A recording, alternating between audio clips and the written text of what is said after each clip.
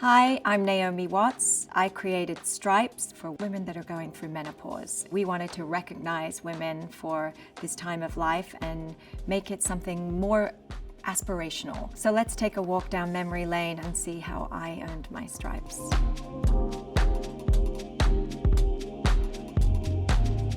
Uh-oh, this is not a good game for women in menopause, by the way, because brain fog and you lose your memory. 1986.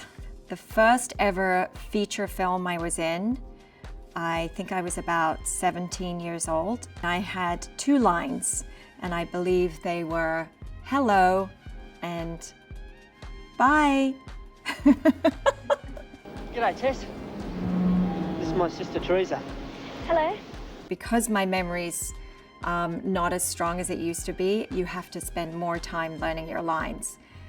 And you know, hello and goodbye, obviously you don't need to spend more time with those, but long speeches take a lot longer to learn. 2018. This was the year I turned 50, and I felt good.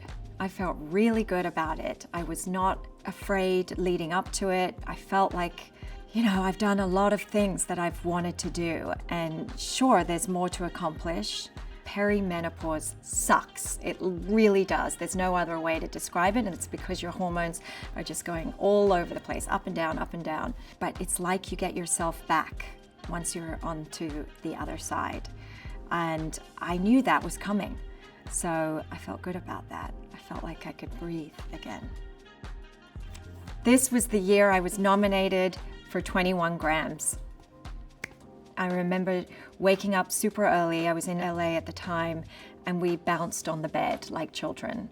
It really was an incredible moment. I felt incredibly moved. My first gray hair, I definitely have had them for quite a few years, but it's harder to see on a blonde head.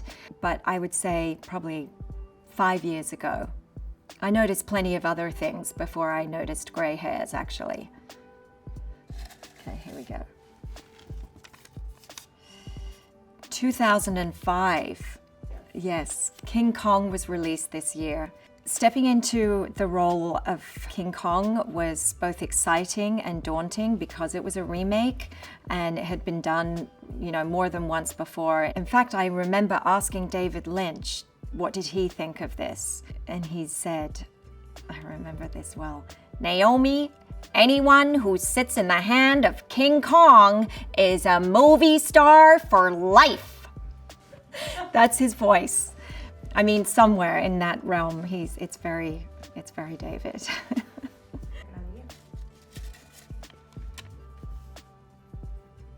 Oh, the year I started experiencing menopausal symptoms. When I started trying to have children, which was age 36, the word was said to me based on a blood panel that indicated my hormones were not in a great place for conceiving.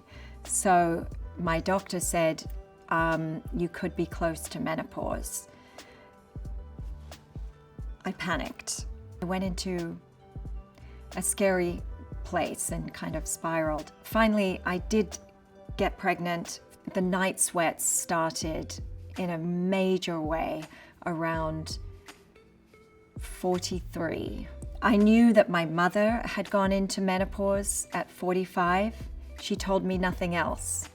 And this is why I wanted to create Stripes, because, you know, it's the taboo subject that nobody talked about.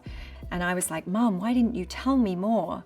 But it's the conversations she never had with her mother because her mother never had them with her, you know, and it's just a litany of generations that have closed the story at this point in time, which is ridiculous because it's just the bookend of puberty. It was always supposed to happen to every woman. Now let's share the wisdom and let's share the conversation and throw the ladders down to the younger generation so they can be better equipped. The things I didn't know about menopause were that you do return to your best self, because as I entered it, I thought, oh, well, it's all downhill from here. And that's not the case. You get yourself back. And I tend to think that it's your better self because once your hormones are gone, which are basically mood operators, you can feel more in touch with yourself and therefore make better decisions. Before, you were insecure. Oh, will he like me? Or, or will she like me? Or, oh gosh, ovulating, make a baby. Myths need to be debunked. There's so much misconception out there. Okay. 2007, I know what this year is. My firstborn child. A very, very special time in my life.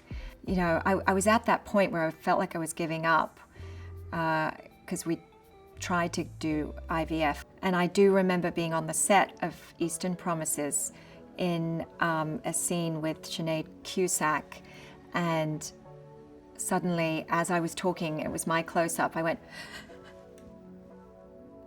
and she went, is everything okay? Are you fine?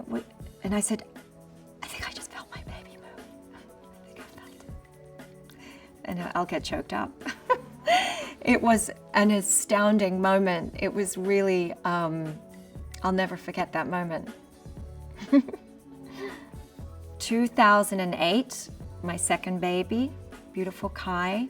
I knew I always wanted to have more than one child. I had, a childhood that was lots of moving around. We lost our dad very young, and I knew that having a sibling was just so wonderful. I knew that we were a witness to each other's lives, and that felt so special. No matter what happened, we always had each other. One thing I can add, though, as the children have got older and relating back to menopause, their hormones are going like this, just as yours are going like this. And that is a big fat collision that has been not always the easiest. 2017, the year I met Billy. We worked together, we built this really, really beautiful friendship. We just talked about almost everything on the set, and then finally came together, and what can I tell you?